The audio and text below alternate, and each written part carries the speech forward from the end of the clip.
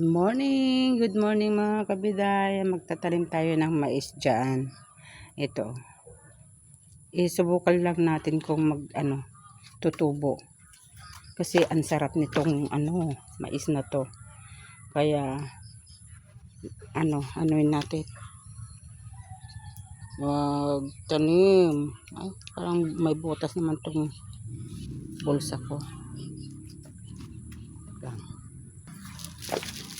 Ito siya mga kabitaya. Diba? Parang itim na itim. Violet. Ito violet. Ayan. Yung pinitas ko dun sa tanim ni kuya dyan. Sa likod.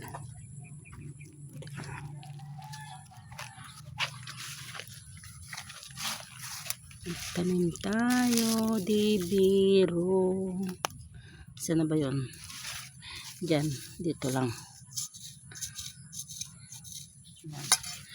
Magtanim tayo ng dalawa. Ay, nagdugtong naman. Ayan. Tago natin para hindi kainin ng mga alagang matulis ang nguso. Ayan. Ang mga manok.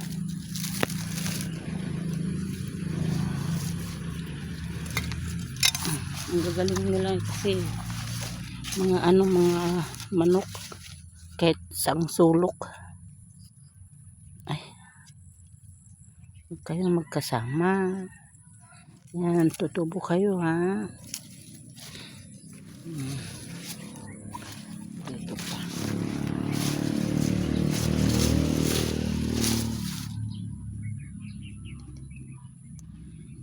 May po. Hindi ko alam kung may na tong kamote. Ayan. Tapos saan na ba yun? Ayan. Ayan. Saraduhan natin. Ito.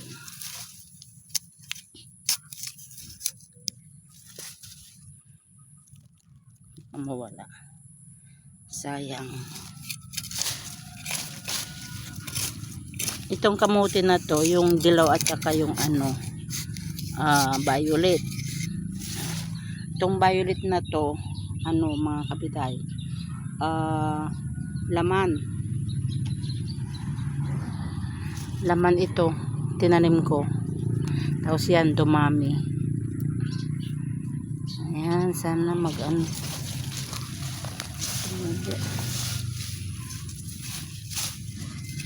ayaw ata yung madamo, diba?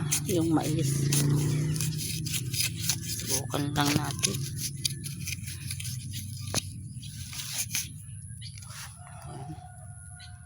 Meron pang ayan, mamitas na tayo dito.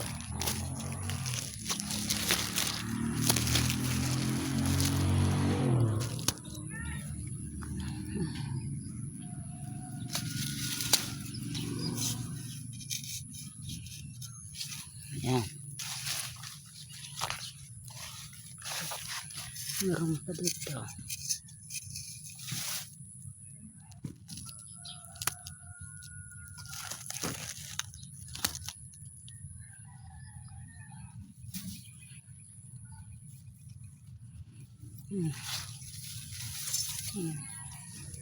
Doon tayo sa magtanim tayo doon sa loob.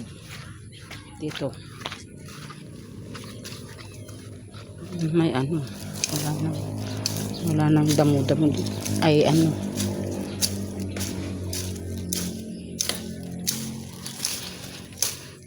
hindi ako makapasok. Ay, pwede na para makapasok dyan. Dahil mga kabila buksak ko.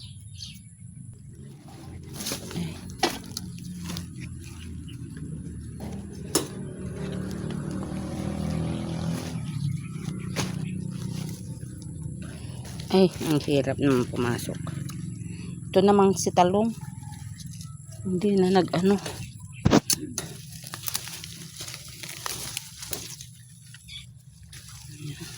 Damuhan natin. Pwede dito.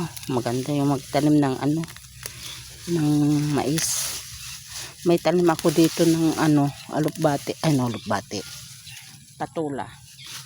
Hindi naman tumubo. Ay.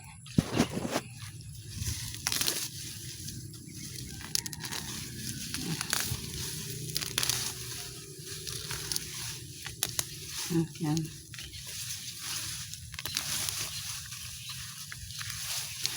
Natatakot akong pumupunta ng mga ano, mga ganito kasi kahapon mga kabiday, Diyos ko, may pumasok ng ano na langgam.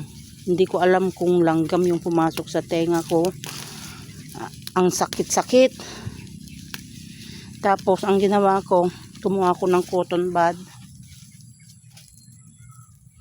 Tapos ayun, inano ko, wala pa rin. Tapos tusok ako ng cotton bud. Tapos binasa ko pa, wala. Ang paglabas niyan, dumugo. Dumugo yung tenga ko mga kabiday. Natakot ako. Tapos takbo ako dun sa pamangkin ko, pinasilip ko. Pinasilip ko yung ano, wala naman. Hindi nakita. Tapos nandyan si kuya.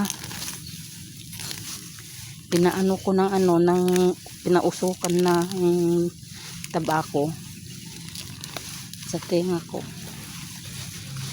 Medyo huminto mga kabiday. Yung pag ano. Tapos parang meron pa, parang hindi pa namatay na maigi. Tapos ano, tinext ko sa anak kong babae. Sabi ko dumugo yung tenga ko, may pumasok. Sabi kong ganun. Sabi niya bakit ko daw tinusok ng ano, kasi ano, hindi raw maano yung maganda kasi pailalim yung ano, yung langgam. Sana linagyan ko na lang daw ng langis. Pinalagyan niya ng langis para ano, hindi makagat, hindi ano, hindi pinalagyan ko sa ano, asawa ng pamangkin ko langis. Sabi ng anak ko punuin ko daw, natakot naman ako. Ay, hari ko, pinatuluan ko lang mga kabiday. Tapos ano na, medyo nagkalma siya. Tapos nung dumating na si sister, yung ano, kasi umalis na, banggit niya kasi sa akin yung kasama niya na meron siyang biniling ano,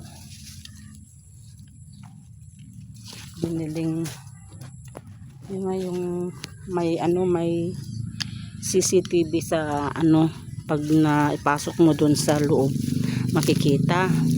Hindi ginawa ko, parang natatakot ako. Ayun nga, hindi ko rin nakita yung ano, yung langgam na kung ano yung kumagat sa akin. Hindi ko nakita. Nakita ko lang, grabe naman pala. Sabi ko, ala, ang dami kong mga tulili. Sabi kong ganun. Ang dumi pala yung tinga ko. Paglabas ko, nakayod ko. Paglabas ng ano ko, abay, ang liit-liit. Ang liit din pala. Maliit din pala yung ano, yung dumi na sinasabi kong super dumi. Ganon. Ay, ito, tumubo siya ng ano, yung patula.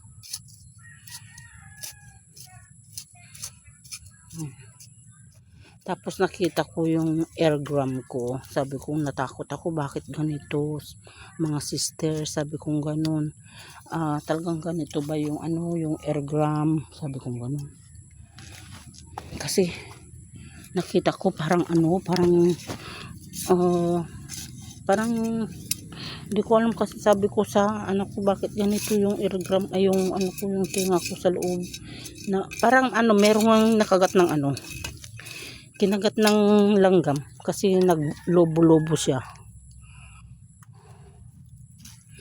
Tapos ano bakit parang pahaba siya na ano na may parang itim sa dulo. Hindi ko alam kung ano yun. Sabi naman ng mga kapatid ko, eargram daw yun. Diyos ko, bakit ganito yung ano yung eargram? Sabi kong ganun. Ayun naman ang sabi nila. Eargram daw. Natakot ako.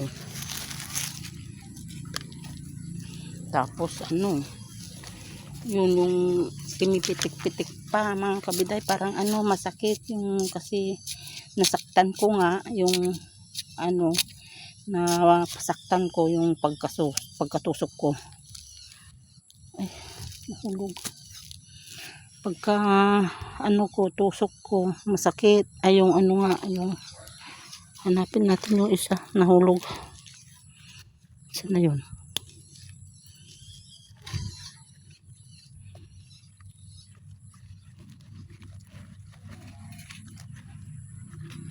Sayang. Yun.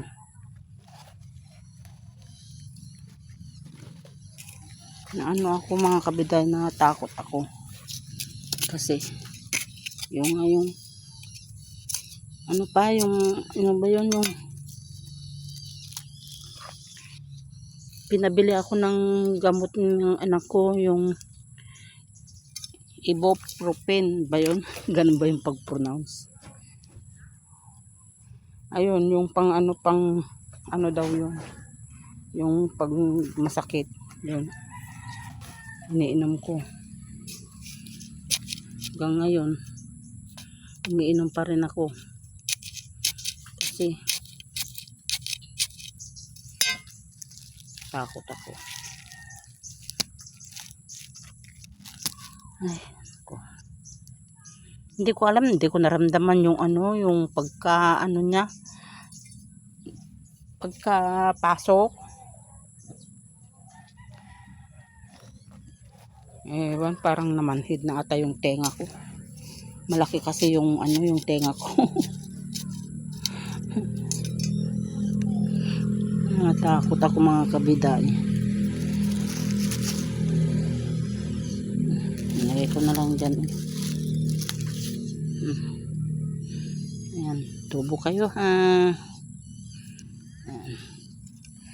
Ay, ang dami ng mga mais mga kabiday. Ay, mais. Lagay mo natin. Pipino. Ayan mga pipino natin malaki na. Kunin natin yung isa. Parang ano, parang ayaw kong kunin eh. Ayan oh. Sarap nito. Oh. Dumi yung kamay ko. Okay natin. Yan, dumi oh. Hugasan natin. Yan, babalik na natin yung pwesto. Ayan, tapos na mga kabiday. Magkakape na. Ayan, malinis na sa loob. Hindi ko alam kung ano dyan, tutubo. Sige lang.